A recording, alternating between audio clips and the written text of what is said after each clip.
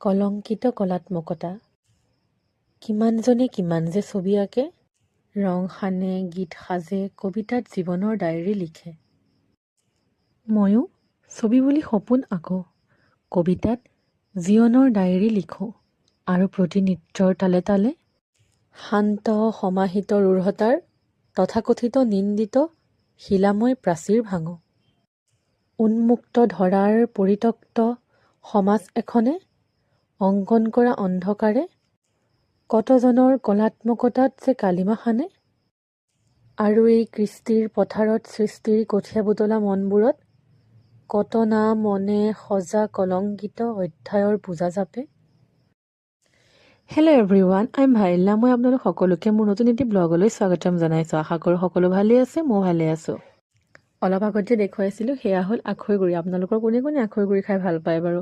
মই তাতে অকণমান টুইষ্ট কৰি পেলাই নিউট্ৰিচইচ ডাইজেষ্টিভ বিস্কিট এটা দি লওঁ। আৰু এয়া কামলৈ যোৱাৰ আগত ভাত কেইটামান খাই ল'লোঁ। খাই পেলাই এয়া ওলাই গ'লোঁ। আপোনালোকৰ বাৰু কাম বনবিলাক কেনে চলি আছে?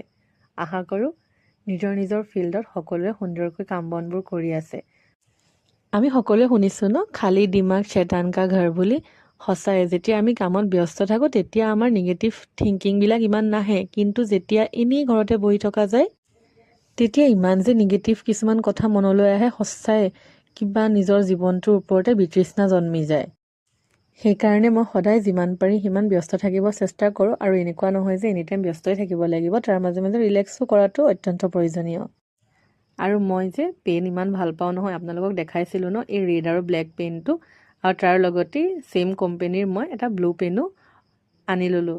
বেছি দাম নহয়, 10 টকা পেনকেইটাৰ, আৰু ইমান যে ধুনীয়া লিখে, জেল লিখে।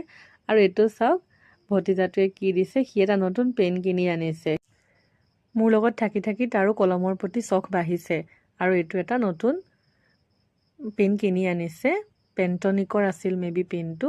ধুনীয়া লিখে, বল পেন হয়। আৰু এয়া চাওক তাৰ লগত মোৰ যে টাইমখিনি ইমান ধুনীয়াকৈ স্পেণ্ড হয় নহয়। সি থাকিলে মনটো একদম ভাল লাগি থাকে, আৰু ইমান ধুনীয়া ধুনীয়া কথা কিছুমান কৈ থাকিব। এনেও সৰু ল'ৰা ছোৱালীৰ লগত টাইম স্পেণ্ড কৰিলে টাইম কেনেকৈ পাৰ হ'ল গমকে পোৱা নাযায়, হয়নে নহয় বাৰু? আপোনালোকে কোনে কোনে ভাল পায় বাৰু কওকচোন সৰু ল'ৰা ছোৱালীৰ লগত টাইম স্পেণ্ড কৰি?